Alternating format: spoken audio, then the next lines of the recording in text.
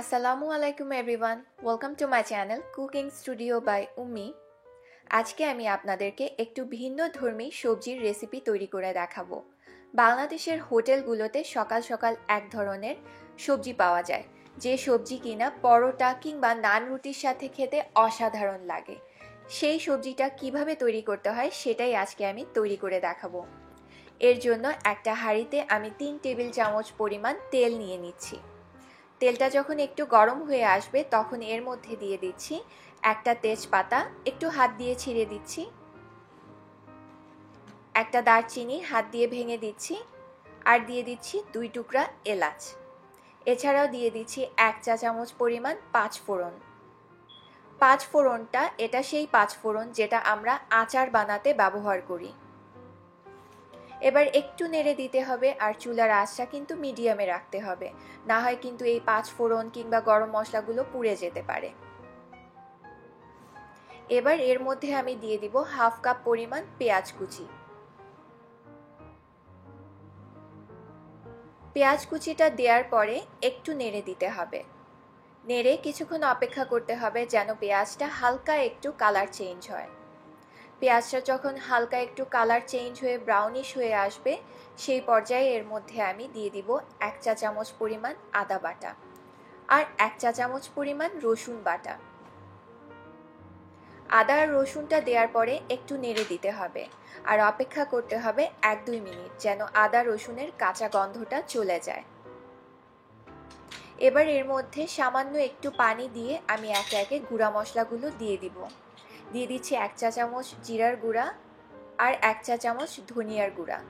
এছাড়াও দিয়ে দিচ্ছি 1 চা চামচ লাল মরিচের গুঁড়া। আপনারা চাইলে মরিচের গুঁড়া আপনাদের টেস্ট অনুযায়ী বাড়িয়ে কিংবা কমিয়ে নিতে পারেন।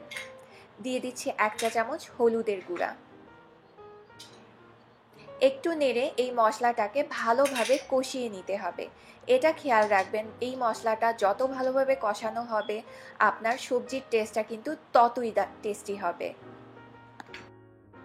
মশলাটা যখন কষানো হওয়ার পরে দেখবেন যে ওপরে তেল ভেসে উঠেছে, সেই পর্যায়ে একে একে আমি সবজিগুলো দিয়ে দিব। আমি এখানে ফুলকপি, ব্রকলি, মিষ্টি কুমড়া, পেঁপে, বাঁধাকপি আর গাজর নিয়েছি। আপনারা আপনাদের পছন্দ মতো সবজি নিতে পারেন। এখানে পেঁপে আমি 1 কাপ নিয়েছি, বাকি সব সবজি আমি হাফ কাপ করে নিয়েছি। এছাড়াও আমি এর মধ্যে দিয়ে দিব 1 কাপ পরিমাণ আলু কাটা। আলুটা যেহেতু আগেই কেটে রেখেছিলাম, তাই আমি এটাকে পানিতে ভিজিয়ে রেখেছিলাম যেন আলুটা কালো না হয়ে যায়।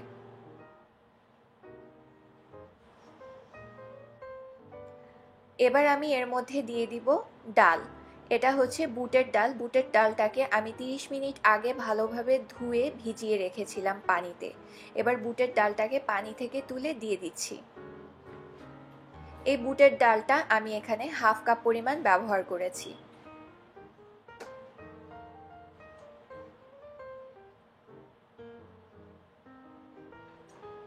এবার সবকিছু আবার ভালোভাবে মিক্স করে নিতে হবে যেন মশলার সাথে সবকিছু মিশে যায়, আর লবণটাও কিন্তু স্বাদ মতো দিয়ে দিতে হবে।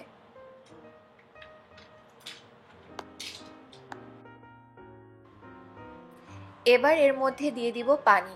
পানির পরিমাণটা ঠিক সবজি বরাবর থাকে এরকম পরিমাণ পানি দিতে হবে। পানিটা আমি হালকা একটু কুসুম গরম পানি দিয়েছি, এতে করে ডাল আর সবজিটা ভালোভাবে তাড়াতাড়ি সিদ্ধ হয়ে যাবে। এবার আমি মিডিয়াম আঁচে একটা ঢাকনা দিয়ে ঢেকে 20 মিনিটের জন্য রেখে দিব।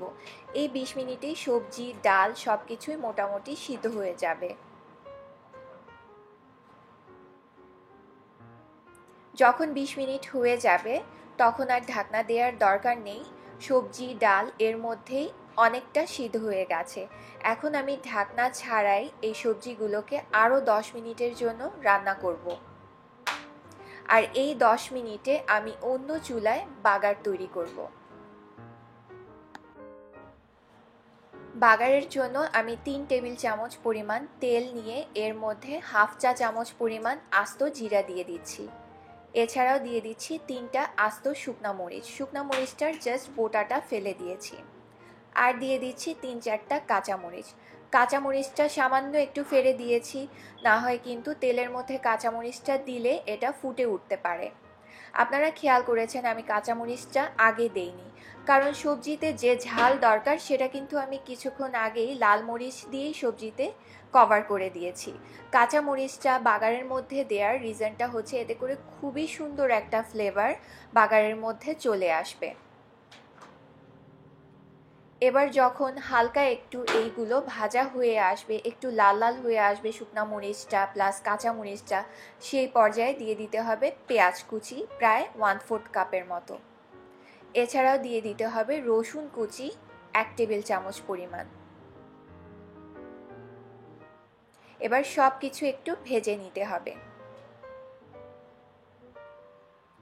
এইদিকে সবজিটাও কিন্তু এরই মাঝে মাখা মাখা হয়ে এসেছে, ঝোলটা কমে গিয়েছে আর সবজিটা পুরোপুরি সিদ্ধ হয়ে গেছে। এখন আমি সবজিটাকে হালকা একটু ভেঙে দিব, কারণ আপনারা সবাই জানেন হোটেলের সবজিটা কিন্তু হালকা একটু গলা গলা আর কিছু সবজি আস্ত টাইপ থাকে। এরই মাঝে বাগারটাও লালচে হয়ে এসেছে। বাগারটা খুব বেশি ভাজতে যাবেন না, জাস্ট হালকা যখন ব্রাউন কালার হয়ে আসবে তখনই ভেবে নেবেন যে বাগারটা হয়ে গেছে। এবার এই বাগারটাকে আমি সরাসরি এই সবজির উপর দিয়ে দিব। বাগারটা পুরোটাই তেল সহ সবজির ওপরে দিয়ে দিতে হবে। বাগারটা দিয়ে দেওয়ার পরে এর মধ্যে দিয়ে দিব আমি 1 মুঠ পরিমাণ ধনিয়া পাতা কুচি। ধনিয়া পাতা কুচি দেওয়ার পরে আবার একটু ভালোভাবে মিক্স করে নিতে হবে। মিক্স করে এবার একটা ঢাকনা দিয়ে ঢেকে চুলার আঁচটা হাইয়ে দিয়ে ঠিক 1 মিনিট আমি জাল করব। যখন 1 মিনিট হয়ে যাবে তখন চুলাটা বন্ধ করে দিয়ে এই চুলার ওপরেই ঢাকনা সহ আমি এই সবজিটাকে দমে রেখে দিব 10 মিনিট। এই 10 মিনিটে ঢাকনা খোলা যাবে না। এর মাঝেই সবজির ভেতরে ধনিয়া পাতা আর বাগারের ফ্লেভারটা সুন্দরভাবে ছড়িয়ে যাবে। অনেকেই আছে বাগার দেওয়ার পরে অনেকক্ষণ জাল করে, সেটা সবজি হোক ডাল হোক যে কোনো কিছু হোক, কিন্তু এটা আসলে করলে উল্টা আরও বাগারের ফ্লেভারটা কিন্তু নষ্ট হয়ে যায়। যাই হোক 10 মিনিট হয়ে গেলেই আমি এটাকে সার্ভিং ডিশে তুলে সার্ভ করব।